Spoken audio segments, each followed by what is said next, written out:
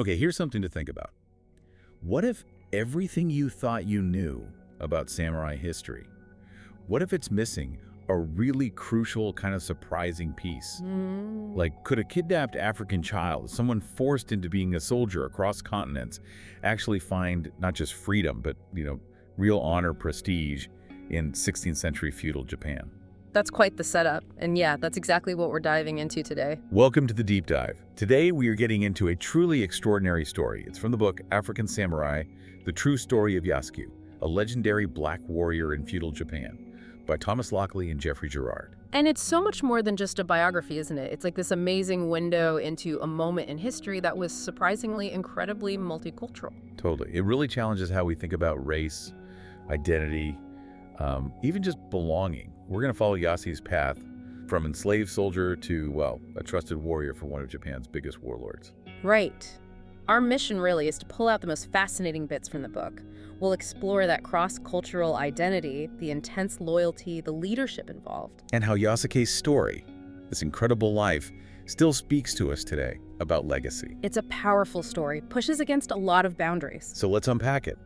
For centuries, Yasuke was almost mythical, right? Just whispers. Yeah, more legend than fact for a long time. But this book uses primary sources, which is fantastic. It really brings him into focus. And the journey itself, just imagine. Born in Northern Africa, kidnapped as a kid, trained as a soldier in India. Ends up as an indentured servant, bodyguard basically, for this Jesuit missionary, Alessandro Valignano. Traveling across India, China. Yeah. Finally gets to Japan in the late 1500s.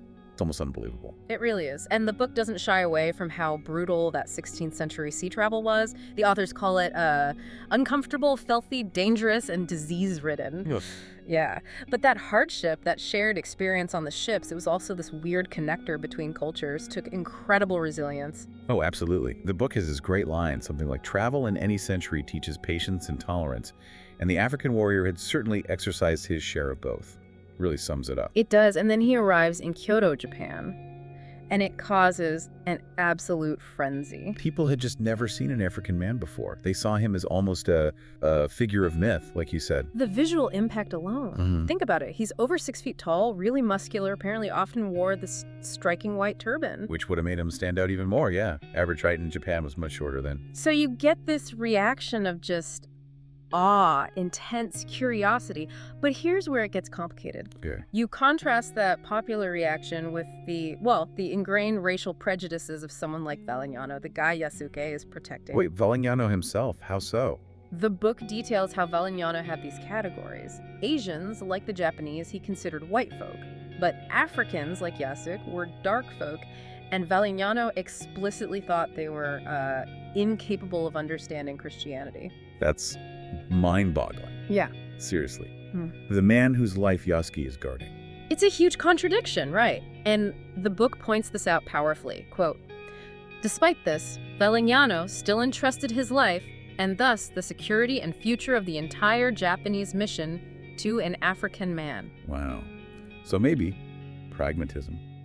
Or maybe Yasuke's competence just started chipping away at those prejudices. Could be a bit of both. It's fascinating. And Yasuke wasn't just muscle either. No, exactly. He was using serious security skills he'd picked up in India. And the book suggests he was likely free and not a slave in the traditional sense by then. Right, and maybe earned his freedom back in India before joining the Jesuits? Which speaks volumes about his agency, even in these constrained circumstances. And his adaptability. That really jumps out. He learned Japanese relatively quickly. Much faster than Valignano, apparently, who really struggled with the language. Huh. Interesting. And he wasn't just learning the language, he was immersing himself culturally. Get this. He played Balthazar, one of the Magi, in a Christmas play. No way. At the first Catholic seminary they set up in Japan, that's not just some walk-on part, It shows he had real standing, some level of acceptance within that Jesuit group. That's incredible. But then there's the darker side, his own past. Yeah, the book handles this really sensitively. It reveals that seeing enslaved children in Japan actually triggered Yasuke's own traumatic memories. Memories of his own kidnapping in Africa and being forced into soldiery. Exactly. Forced into service for Arab, Persian, or Indian slave merchants. That personal history, that trauma, it just makes his resilience even more profound. Definitely. There's a quote about it. His whole life had been one long stream of small triumphs, countered by larger new obstacles. Such a powerful line. It sets the stage perfectly for what happens next, this huge turning point. Right, the encounter with Oda Nobunaga. So Yasuke's in Kyoto, this towering, unique figure. During a festival, no less, so the streets are packed, vibrant. And the crowd's reaction goes beyond curiosity. The book describes it turning into a riot. People are literally trying to touch him, climbing over each other. It's an overwhelming fascination. It got so chaotic that Nobunaga's own soldiers had to step in. And that's when Nobunaga hears about him. Yep. Yasuke gets singled out, brought before Oda Nobunaga himself, the most powerful warlord in Japan at the time. Talk about a change in fortunes. So he's face to face with Nobunaga. And Nobunaga, the book says, is this tangled knot of contradictions. Impatient, iconoclastic. Yeah, tearing down temples, but also super curious about the West, about new technology, unpredictable. And their first meeting is memorable, to say the least. Oh, it's legendary. Nobunaga apparently didn't believe Yasuke's skin color was real. He thought it might be ink. You're kidding? Nope. He actually asked Yasuke's attendants to wash him with water and a brush to check. Wow. Okay, so what happened? Well, the ink didn't come off, obviously. And the book says, Nobunaga announced to the whole room he was at last convinced of the verity of this dark-skinned wonder. That is kind of amazing and audacious. Totally Nobunaga. And Yasuke apparently impressed him further, did a strength demonstration, lifted a couple of serving ladies. Huh. Show off. Well, yeah. But also, he captivated the court telling stories about his homeland, Africa, the Nile, animals, customs, and importantly, in Japanese. Ah, so his language skills were key. Definitely. And the book concludes that scene with, "Thus had a fateful friendship been born." A friendship, huh? But it wasn't instant samurai status, right? No, not quite. There was an initial period where Yasuke felt a bit awkward, maybe like a novelty. The book mentions him feeling like an afterthought or an awkward guest. After being Valignano's head of security, yeah, that would feel strange. Going from a central protector to court curiosity. Exactly. But that phase didn't last long. Nobunaga saw something more. And then came the big step. Becoming a samurai. How did that happen? There was a brief ceremony following Nobunaga's decree. Simple as that, apparently, but the implications were huge. Massive. He enters this revered warrior class. He gets estates, authority, a ceremonial sword, a stipend, a house. It's a complete transformation. And a radical move by Nobunaga, the book calls it out. Advancing Yasuke, a foreigner from thousands of miles away, to a samurai of his close household would be one of many firsts with which Nobunaga would challenge old Japan. Smashing norms left and right. Totally. And Yasuke wasn't just a bodyguard anymore. He became more like a trusted confidant, a consultant, even an entertainer for Nobunaga. Someone Nobunaga actually enjoyed talking to. There's that quote from a Jesuit, right? Nobunaga never tired of talking to him. Yeah, and as he was also strong and entertaining, he pleased Nobunaga. He became a prominent citizen, had his own home, servants. His status rising like the many Oban flames reaching toward the sky. I love that imagery from the book. It's beautiful, isn't it? Shows how integrated he became. He wasn't just in the court, he was part of it. Participating in things like sumo wrestling. Where he apparently showed strength, but didn't, crush his opponents, which showed tact. And going hawking with Nobunaga and his sons, that feels very inner circle. Definitely. It points to this unique bond. Nobunaga reportedly called him my black warrior, the demon who will ride beside me into battle, the dark angel who protects me and my family. Wow, that's intense. Deep respect there. But that closeness, that status, it all happens against this backdrop of constant warfare. It wasn't a peaceful time. Right. Yasuke fought as a samurai. His first battle was in Iga. Yeah, against a ninja attack, apparently. Fought bravely, showed his mettle. But Nobunaga himself, the book paints him as pretty ruthless. Oh, absolutely. Indifferent to casualties, displaying severed heads of enemies like the Takeda clan. Classic psychological warfare, but brutal. Sets the stage for the end of Nobunaga's reign. The Honnō-ji incident, the ultimate betrayal.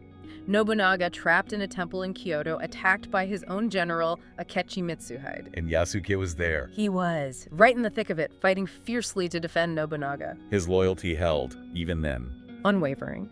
Nobunaga's last command, according to some accounts, was for Yasuke to take his head and sword to his son and heir, Nobutada, to prevent the enemy from getting them as trophies. A final act of trust. Yeah. But it didn't work out. No. Both Nobunaga and Nobutada ended up performing seppuku, ritual suicide, to maintain their honor. Yasuke fought on, but was eventually captured by Akechi's forces. Captured? But he survived. That seems unlikely after such a fierce defense. It does. Akechi actually spared him.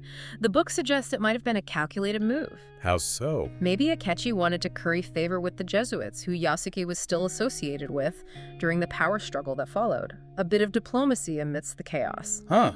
So Yasuke lives, but his lord is dead. He becomes a Ronin. A masterless samurai. And apparently kind of awkward for the Jesuits now, too. He was this walking reminder of the fallen Oda clan, a potential embarrassment, as the book puts it. Man, what a turn. So what happens then? Does he just disappear? Not immediately. There's one more confirmed sighting, which is pretty interesting. He shows up at the Battle of Okitano-Wate, working with the Uruma clan. And get this, he's managing new breech-loading cannons. Cutting-edge tech for the time. So he had technical skills, too, not just combat. Apparently. His expertise with these cannons helped turn the tide of the battle, led to a big victory for the Uruma, and likely brought Yasuke some wealth and influence. Okay, so he adapts again. But after that... That's where it gets murky. The book is clear. No verified records after autumn 1582. So just gone from the historical record. Pretty much. The authors explore possibilities, though. Maybe he stayed with the Jesuits, maybe served another lord, maybe left Japan on a Portuguese ship. Could have become a bodyguard again, or even a pirate. Yeah, the book mentions African warriors were fashionable at the time. It sounds odd to us, but his skills and, frankly, his unique appearance made him a valuable asset in various lines of work across Asia then. It's wild to think about. And the reason we don't know more is just lack of records. Largely, yes. History back then focused on the ruling elite, the lords, the generals. Someone like Yasuke, even as a samurai, wouldn't necessarily have his later life meticulously documented unless he stayed very close to power. But his story didn't vanish completely. No, thankfully. It popped up in Jesuit letters around 1598.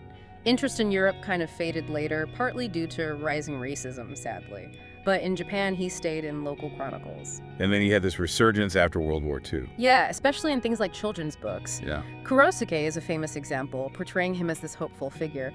And now, of course, he's huge in manga, anime, video games, a proper cultural icon. It's an amazing arc. So wrapping this up, what's the big takeaway for us today? I mean, for me, it's this incredible testament to human adaptability, resilience. Yasuke's journey from being kidnapped, enslaved, to becoming a samurai, it just shatters so many assumptions. Yeah, assumptions about history, about Japan being totally closed off, about who could belong where. Exactly. It shows individuals can break through barriers, find a place, even in the most unlikely circumstances. It really challenges prejudices, past and present. It does, and it makes you think about potential. The book has this line towards the end.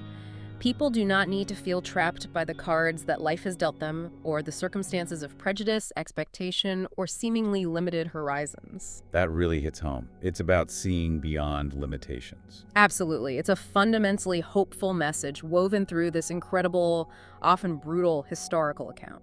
So maybe the final thought for everyone listening is, Yasuke embraced the unknown, found connections where none seemed possible. What unexpected connections, what opportunities for belonging might you find if you step outside your comfort zone? That's a good place to leave it. A lot to think about.